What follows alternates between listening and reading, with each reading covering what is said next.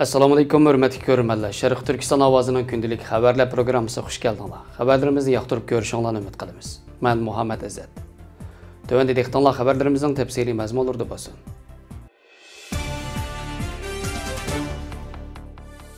Yaqin yillardan buyon Sharq Turkistondagi Uyg'ur ayollarining beshiga kelayotgan echinishli fojialar kun sir oshkorlanmoqda. İctimai uchur vositalari tarqalgan sında Sharq Turkistonning ma'lum shahar turishliq bir Uyg'ur ayol naq maydonda ish izlab o'zining bir ish tepib to'xtam tuzib Xitoyga topshirish kerakligini, bo'lmasa Xitoy tarafidan elib ketilganligini, bolasining bolalar lagerida ekanligini, lagerda bolalarning o'qituvchi tarafidan munchaga tushirilganligi, munchaga tushirish jarayonida bolalarning qiziq suv bilan yuvilganligi sababli suvdan qo'rqadigan bo'lib qolganligini bildirgan. Navbatda Sharq Turkistonda sababsiz jazo lagerlari qamalganlarning bir qismi lagerdan o'dilla lager zavodlariga o'rnashtirilsa, yana bir qismi majburiy holda ish tepib ishga o'rinlashishi va bolalarni bolalar lageriga olib berish kerak bo'lib, Xitoy taratqularida ish izlayotgan bu turdagi sillarning ko'plab tarqalishi Sharq Turkistondagi erlarning butunlay jazo lagerlari va turmalarga qamalganligini, shu sababdan Uyg'ur ayollarining har turli zulmlarga uchrayotganligini isbotlab bermoqda.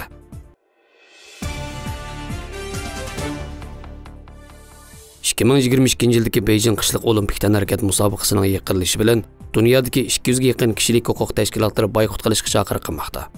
Amerika Florida Cumhuriyetçiler Partisining vakili Mike Waltesmo Amerika Olimpik va Meyiplar Olimpik komitetini Beijing qishliq olimpik tanarakat musobaqasini boykot qilishga va sohibxonlik qiladigan shaharni o'zgartirishga chaqirgan qarorni o'tirib qo'ygan.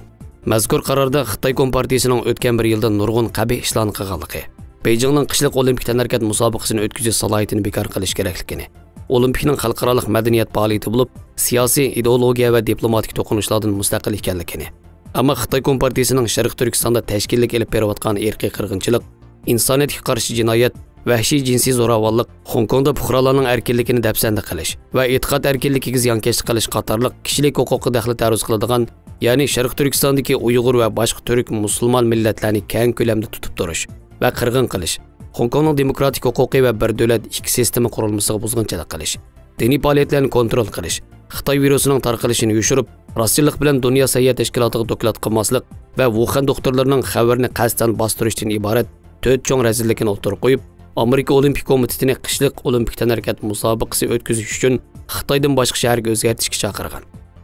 Beijing qishliq olimpik tanarakat musobaqasi aslida 2022 yil 4 fevral kuni ochilish planlangan. 2020 yildan boshlab xalqaro kishilik huquq tashkilotlari, parlament a'zolari va nurg'un davlat amaldorlari Beijing 2022 yillik qishliq olimpik tanarakat musobaqasini boykot qilishni talab qilgan.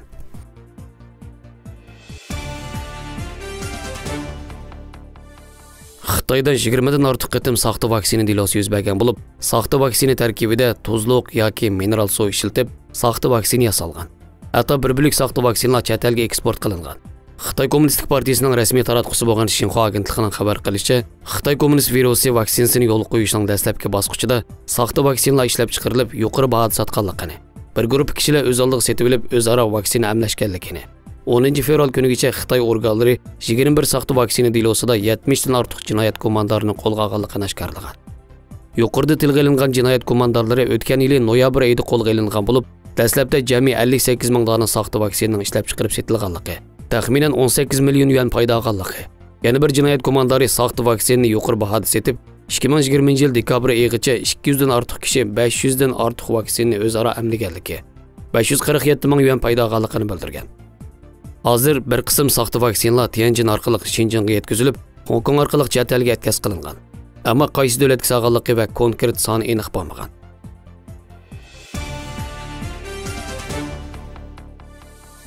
Yetti qizlarim fojiasi 100 yillik qalmoq Manjur urushlarida to'liq g'alaba qilgan Manching tajovuzchilarining vatanimiz Sharq Turkistonni ishg'ol qilib olib, zo'rliq va o'ktamlik qilishi bilan bog'langan cho'ng fojia. Bu fojianing orpisidagi voqealar tuvandikicha. Milodiy 1754 yili qalmoq xoini Amursana qonxo'r Manching qo'shinlarini boshlab kelib, 1755 yili yozda aziz vatanimiz Sharq Turkistonning shimolidagi Jo'nxar xonligini og'dirib, 1757 yili Manjularga oldinib qolganligini his qilib isyon ko'targan. Manching xonligi ashaddiy qonli kasar Javxuyni avatib, elida 1 milliondan ortiq Uyg'ur va Mo'ng'olni qirib tashlab, 1758 yili Tarim vodisiga tajovuz qilib dakkisini yegan. 1759 yili qayta askariy kuch bilan yana tajovuz qilib, Qaratog'liq, Qo'mul va Turpan xo'jalarining harbiy yordam bilan Sharq Turkistonni ishg'ol qilgan. 1760-yili Erixon Xo'janing intiqomini elishga kelgan Iqborxon Manjularga asirga tushib qilib xonbonlikqa akitilgan. Keyin uning arzusi bo'yicha Chelung Ushturpan ambiliga jigida alvonga buyruq tushirgan. Manjularning Junxarlardan battar zolim ekanligini his qilgan xalq 1765-yili 14 fevral kech qo'zg'ilib, bir kundala shu joydagi Manchin qo'shinini yo'qitib, Ambal Soching bilan hokim Abdullohni o'ldirib, Ushturpanni qo'lga olgan. O'rta Osiyo xalqlari chaqirgan Islom ittifoqi darhol qo'llaydiganligini aytishgan. Biroq Manjular Qo'qoq va Buxoro xalqlariga tahdid solish bilan birga ustun askariy kuch avatib bostirgan. Gerçi bu jarayonda qo'zg'olonchilar rahbari Rahmatulloh bek shahid bo'lgan bo'lsa-mu, ammo uning botir o'g'li Asmatulloh bek davomli urush qilib, yengilmas Manchin armiyasini necha 10 qatim uda mag'lub qilgan. Xitoylashgan Manchin cheriklarining Osiyoliklar oldidagi yengilmas nomi yer bilan yakson bo'lg'achqa, Chelung g'azablanib Ushturpan xalqini to'liq qirib etish buyrug'i tushirgan. Qaysar xalq oxirgacha qarshilik ko'rsatib, suv va ochliqdan qisilganda, ayollar va bir qism cho'nglarni 15-iyul shahar sepildan chiqarib etgan. 6 oylik qarshilikdan keyin bir qism xoinlar Asmatullohni bog'lab 14 avgust Manchinga topshirib bergan. Manju qo'shini shaharda qatlam qilib Uyg'ur naslini quritib tashlagan. Az sondagi hayot qolganlarni ilig'i palagan. Asmatullohning sirtdagi Muljar tog'larini bozi qilgan ayoli Anargul boshqa 6 qiz sabdishidan tarkib topgan partizanlik attirti tashkillab, Manju qo'shinlariga to'xtamay zarba bergan. Manjurlar shahardan chiqishga jur'at qilmay o'zini mudofaa qilgan. Keyincha ularning ayollar ekanligini bilib, asta-asta shahardan chiqib, Muljar tog'larini qatma-qat muhosirga olgan. Ammo chatqonliklar bilan qoplangan tog'larda zoda qanchalik kishi borligini mo'lcharlab bo'lolmay, to'xtamay to'p zambiraklar bilan qarg'ularga hujum qilib, ularni ochliqdan va sovuqdan foydalanib qiynab o'ltirmoqchi bo'lgan. Oktyabr oyining kirishi bilan sovuq tushib, tog'lardagi dal-daraxtlar g'azon tashlagandan keyin ondan to'qi yurak Manchin sheriklari shuncha uzun mazgil otgan zambiraklarda saqqaganlarning aslida o'zlariga qarshi 3 oydan beri hujum qilayotganlarning ko'p odamdan tarkib topgan, muntazam qo'shin bo'lmasdan, balki oddiy avomdan tarkib topgan 7 Uyg'ur qiz ekanligidan xabar tepib, tog'ni qatma-qat qorshab, har tarafdan qo'rshovni taraytib, tog' cho'qqisi qarab ilgirlagan. 7 qiz o'qlar tugab ketganda tog' ustidagi qoram toshlarni do'militib, dushmanning beshini mijib etgan. Tog' cho'qqisi qarab chekingan. Zo'r chiqim tortgan nomard Manchin sheriklari zambaraklar bilan qari quyuq to'piq tutishni texmi kuchaytgan. Qizlar chekingach, yarador bo'lgan qiyomatlik sabdoshlarining ruhini ko'tarib turgan. Oqibat ular tog' cho'qqisiga chiqib, har tarafdan yiqilib kelayotgan dushman va cho'nqur hangning orasida qolgan. Oxir ular erkaklarni tanqislik qo'yg'idek cho'ng va jur'atli qarorini chiqargan. Ular hammasi egiz tog' cho'qqisidan tövendiki tegi yo'q hangga o'zini atgan. Shunda qilib 1765-yili 17 oktyabr 18-asr tariximizning o'chmas obidalari va tiz bukmas hur qizlari biz bilan xo'shlashgan. Bu paytlarni Habibullah Ablamet shundoq sifatlaydi. Alvida ona vatan.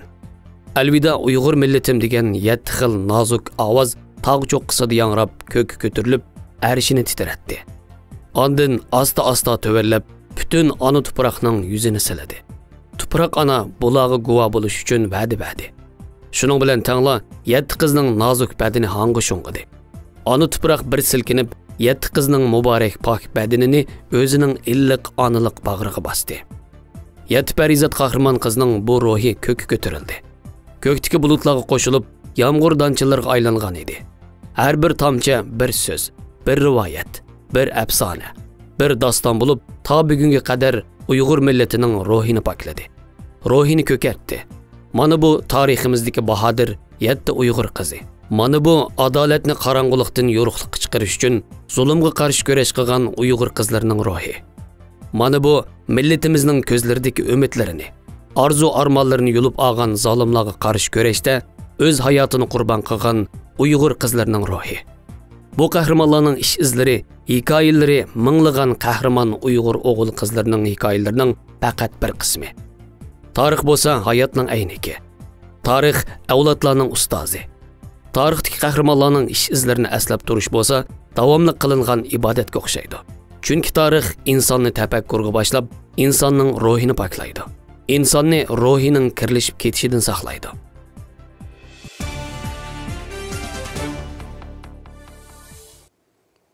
Xabarlarimizni ko'rganingizga rahmat. Ko'rishguncha omon bo'linglar. Xayr xo'sh, Allohga omonat.